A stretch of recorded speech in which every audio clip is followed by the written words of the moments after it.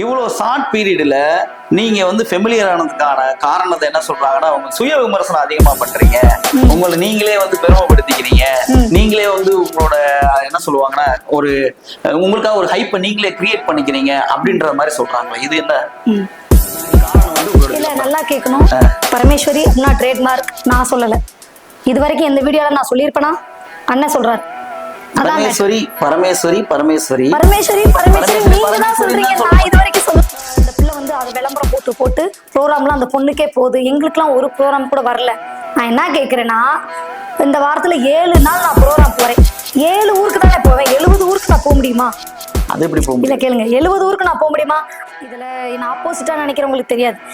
அந்த பிள்ளை ப்ரோக்ராம்லாம் நம்ம கொடுக்கும் அப்படின்னு அந்த ஆப்போசிட்டா இருக்கிற யாருக்குமே நான் பதில் சொல்ல வேண்டிய அவசியமே இல்லை. சரி, என் டீமை பொறுத்த வரைக்குமே நான் இல்லைன்னு என்னோட டீமோட 5 பேரோட நம்பர் இப்ப கொடுக்குறேன். நான் இருக்கேன்னு சொல்ல வேண்டாம், அவங்களுக்கு கால் பண்ணுங்க, ஸ்பீக்கர் போடுங்க.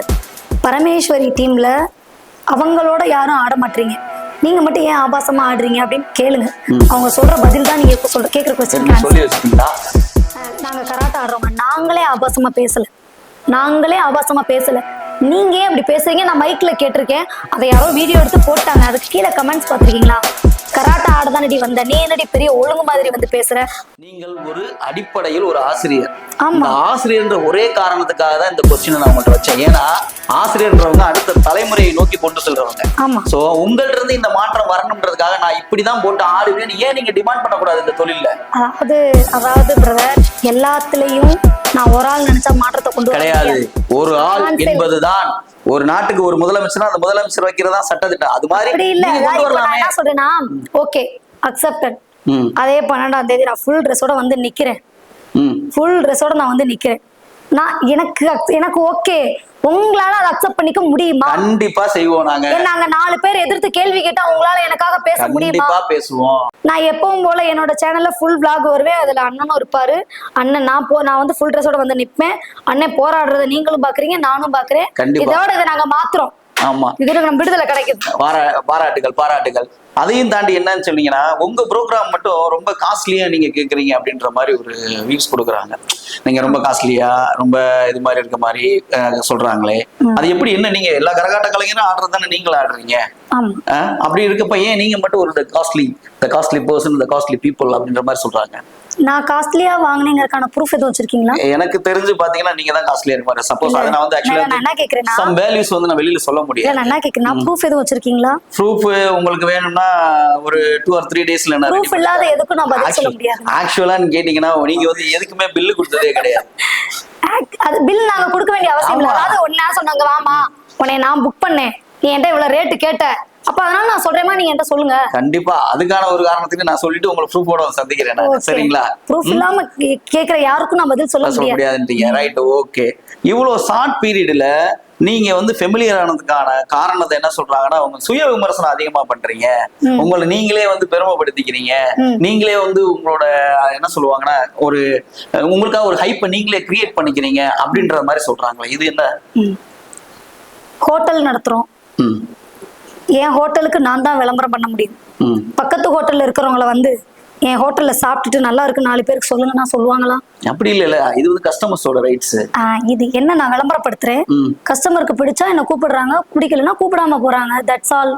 கஸ்டமர்ஸோட ரைட்ஸ்னு ஒண்ணு இருக்குது. நீங்க வலியக்கா கூப்பிட்டு நீங்க வந்து சாப்பிடுன்னு சொல்றதுக்கும் அவங்க எல்லாம் உள்ள வந்து என்னோட ஹோட்டலுக்கு நான் தாங்க விளம்பரம் பண்ண முடியும். இன்னொரு சொல்லுவாங்க, நீங்க வாங்காததும் வாங்காம போறதும் உங்களோட விருப்பம். இல்ல, நான் விளம்பரம் பண்றது நீங்க சொல்றது தொழில் உத்தி. ஏன்னு கேட்டீங்கன்னா, விளம்பரம் பண்ற எல்லா பொருட்களுமே வந்து பாத்தீங்க அப்படின்னு கேட்டீங்கன்னா, அதுக்கு வந்து தனியா அந்த ஒரு குவாலிட்டின்றதோ இல்ல ஒரு குவான்டிட்டின்றதோ வந்து பாத்தீங்கன்னா அது லெஸ்ஸா இருக்கும். ஏன்னா ஒரு பொருள் விலை போகாதப்பதான் அதை விளம்பரப்படுத்துவாங்க அப்படின்ற மாதிரி சொல்லுவாங்க. ஆனா இன்னைக்கு இருக்க சுச்சுவேஷன்ல பாத்தீங்கன்னா, நீங்க ரொம்ப பாத்தீங்கன்னா எல்லா கரகாட்டத்தை பொறுத்த அளவுக்கு பாத்தீங்கன்னா பரமேஸ்வரி அப்படின்னா ஒரு ட்ரேட்மார்க் அப்படின்ற மாதிரி வச்சிருக்கீங்க நீங்க. இதுக்கு காரணம் வந்து உங்களோட இல்ல, நல்லா கேட்கணும். பரமேஸ்வரி அப்படின்னா ட்ரேட்மார்க் நான் சொல்லல. இது வரைக்கும் எந்த வீடியோல நான் சொல்லியிருப்பேனா? அண்ணன் சொல்றாரு பரமேஸ்வரி பரமேஸ்வரி பரமேஸ்வரி பரமேஸ்வரி பரமேஸ்வரி நீங்க தான் சொல்றீங்க, நான் இது வரைக்கும் சொல்லலையே. பரமேஸ்வரி தான் சொல்ல முடியும், நான் வேற பேர் சொல்ல முடியாது. அதனால நானும் சொல்றேன், எனக்கு நான் தான் விளம்பரம், எனக்கு யாரும் விளம்பரம் கிடையாது. இன்னொரு விஷயம் என்னன்னா, என்னோட சேனல்ஸ் 2 இருக்கு. பட்டாம்பூச்சி சேனல் வந்து யூடியூப், ரெண்டாவது சேனல் சொல்றேன், லக்ஷ்மி பிரியாமோ இன்ஸ்டாகிராம் ஏதாவது ஒரு சேனல்ல இது என்னுடைய நம்பருங்க, இன்னை ப்ரோக்ராமுக்கு கூப்பிடுங்க, நான் வருவேங்கன்னு நான் சொன்னதே கிடையாது இத்தனை வருஷத்துல. நீங்க நம்பர் கொடுத்ததெல்லாம் கிடையாதுன்றதெல்லாம் வேணா ஒத்துக்கிறேன் நான். அதுதான் விளம்பரம். அப்படி கிடையாதுல்ல. நீங்க நீங்க எங்க இருங்க, இன்ஸ்டாலயும் சரி டிக்டாக்லயும் சரி ஆல்மோஸ்ட் பார்த்தா கரகாட்டம் அப்படின்னு போட்டா பரமேஸ்வரி. ஏன்னா அந்த அளவுக்கு நீங்க வீடியோ சரியா போட்டு வச்சுங்க. இன்னொன்னு என்னன்னு கேட்டீங்கன்னா, உங்களுக்கு வந்து இந்த டெக்னாலஜி தெரிஞ்சிருக்கு, இந்த உக்திகள் தொழில் உக்திகள்ன்றது தெரிஞ்சிருக்குது, அதனால நீங்க இதுல ப்ரமோட் பண்றீங்க. ஏன் உங்க சக கலைஞர்களையும் அந்த மாதிரி ஆட விட்டு அவங்களோட வீடியோல அதற்கு இருக்கவங்களையும் நீங்க ஏன் கொண்டு வரக்கூடாது?